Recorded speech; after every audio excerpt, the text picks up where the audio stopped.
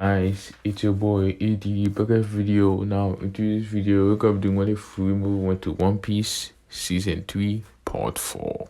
So yes, hope you guys will enjoy this, and yeah, let me know what you guys figure about this so far. And yeah, the this season is only going to have one or two more parts, I believe, maybe three, but yeah, it should be, counting this one, it should be about one more or maybe another one. But yeah, so this season is coming to an end. However, the next season is already ready to be uploaded, so yes, that will be coming out basically right afterwards. So yes, anyways, hope you guys enjoy, and let me know what you guys think about it so far. And yeah, if you guys haven't already been doing this, I would highly recommend you guys to read the manga for One Piece, because it's getting kind of fire right now and all that jazz. But yes, anyways, for furthering you, let's get the video started. Start. Chapter 13 Usopp, King of Lies and a Failure. So Luffy, how'd you get captured by those guys even though you have hockey and all that stuff? Rimuru asked as she narrowed her eyes at him. Hearing the question, Luffy stopped eating and chuckled lightly, putting his hand behind his head, chuckling nervously. Shishishishi. So they started to fight me, but I kept on beating them up, but then there was a lot of meat laying around and I started to eat it, but before I could finish they threw a net at me that had a lot of sea stone and that took away my energy, then they just put me in a cage. Shishishishi. Right, double quotation mark. So your stomach almost got you killed then?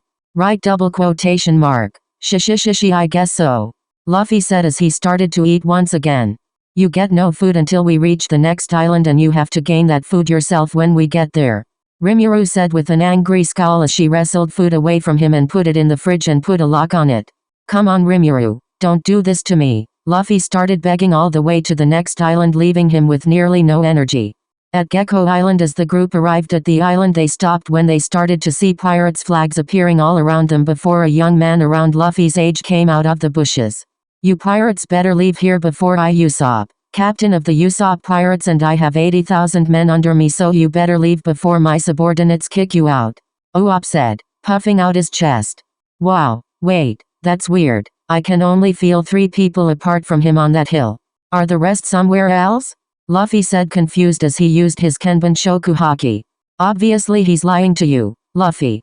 Rimuru said as she walked forward. Hey, you're Usopp's brat, aren't you? Right, double quotation mark. Ah, you know my dad. Usopp said as he stopped panicking and forgot he was near the edge of the cliff and leaned forward, leading to him losing balance and falling down, but Rimuru caught him before he could get hurt. Yes, I know your dad. Me and him traveled for a bit together and some other friends. Right, double quotation mark. Wow, please tell me about him. Usopp asked excitedly, not even realizing that the 3 kids had run off long before. You can't eat more meat than me, Luffy said, shoving 5 big meat in his robbery mouth at once as he glared at the girl in front of him. Rimuru was eating the meat so quickly that it almost seemed as if she was vacuuming all the food up. More. We can't keep up. What kind of monsters are those? Said one of the chefs as they collapsed to their knees. Hey you, where is our captain? Said the 3 kids who had run away. Rimuru, seeing the kids come in, smiled to herself as she took a specially large piece of meat and licked it before eating it. He was a good meal, but he's gone now, all eaten, she said with an evil smile on her face, looking at the terrified kids. I sailed across the seas and killed a giant goldfish. I sliced it up and gave it to an entire country of little people, Usopp said as he stood on a tree branch telling the sick girl false stories to entertain her. Wow, that's so cool, said the girl, knowing they were false stories but still liking them as they were very entertaining to her and were from the man she loved. That's not all. I also lead an army of giants to fight against this really evil pirate. But before the 2 could continue, they were interrupted when the door opened. In walked Clahador, a 33-year-old man wearing a mostly black suit with some white parts. Lady Kaya, I have brought you your tea. The man frowned deeply when he saw Usopp there at the window. What are you doing here? He asked, sounding very annoyed. Usopp stuttered, not knowing what to say to the man. Get out before I force you out, Clahador said, glaring at Usopp harshly. The liar, not being able to come up with the words to protect himself, crawled off the tree and out the mansion. Clavidor smiled seeing his work was done as he served his lady the tea, smiling internally knowing that the tea was poisoned. As she finished he took the cup and left where he would receive a call answering his demeanor would change completely from a butler to a ruthless man, a pirate. Hey Captain Kuro, can we really attack later tonight as planned? Kuro, a former pirate with a 16 million bounty known for his ruthlessness and having many plans which earned him the name Kuro of 100 plans. His current actions in this little village known as Syrup Village, he had killed the rich parents of Kaya by ordering his crew to attack them and kill them, but let Kaya survived as she was in a weakened state. He planned to use that to make her write a will to give him her money when she died, as he slowly gave her weak poison which led to her current illness and would only get worse. Yes, continue with the plan. Bring everyone and we will take care of the girl tonight as well. Leave that part to me, Kuro said as he ended the call only to see Usopp hiding not too far away. It's you again. It looks like you have to die now, Clavidor said as his fingernails became black diamonds which were into claws. This was thanks to his Kuro no Mi, a devil fruit that he had eaten which allowed him to do this. However, as he was about to jump at him to kill him, he stopped and retracted his claws. No point in dirtying this set of clothes. No one will believe you even if you tell anyway, so might as well let it be for now and let you watch as you fail miserably. Right? Why did he call you Kuro instead of Clavidor?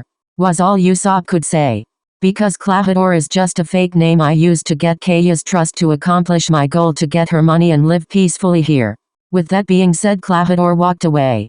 He's right, they won't believe me. No, I have to try, Usopp thought to himself as he ran towards the village screaming that pirates are coming, but in the end no one believed him, as in the past he and the three kids had done this screaming about pirates only for it to be a prank so many times that the people just ignored it, and so he was either ignored, frowned upon, or outright laughed at for pulling such a obvious prank. Kaya, I have to warn her, was all he could think of as he ran out of the village. Diablo stood in front of a demon who knelt in front of him. Report what I have told you to Lady Shuna and Secretary Shion about what Lord Rimuru has been doing in this world, and bring this to my personal chambers. Make sure no one messes with it as it stands. This is the most valuable treasure in this world, so it must stay safe. It was very difficult to get a hold of it. Diablo orders the demon. Yes, Diablo-sama, would that be all, or shall I do anything else for you? The demon asked as it grabbed onto the black chest that Diablo handed him. That is all, just make sure to keep the others in check by doing weekly reports. Now go. Right? Pardon me, the demon said as he walked into a portal going back to the cardinal world. Clavidor had just attacked Mary, one of the servants of Kaya, leaving many slashes all over the servant and the room, leaving him to bleed to death. Kaya, Clavidor, he's planning to kill you. He's a pirate, he's evil, Usopp said all in one go, stumbling over his words in the process. She slapped him in the face harshly. Look, I liked your lies, but this is going too far, Kaya said as she looked angrily at him. Don't come back here again, she said before starting to cough, and Clavidor, who had listened to everything, quickly opened the door and took her away to another room, not before smiling down at Usopp. I failed. I couldn't save the village. No one. I couldn't do anything. I couldn't stop him. I couldn't stop his friends. I couldn't do anything. I failed. Tears leaked out of his eyes as he slowly fell into despair. End of chapter 13. 1. What is this treasure that Diablo has which is so valuable? 2. What is Diablo's planning to do? 3. Will the report that Diablo sent to the cardinal world cause anything to happen? 4. Will Kuro, Clavidor and his crew succeed in their plans? 5. What will happen to Usopp and the village? The end. Please leave a like and comment down below.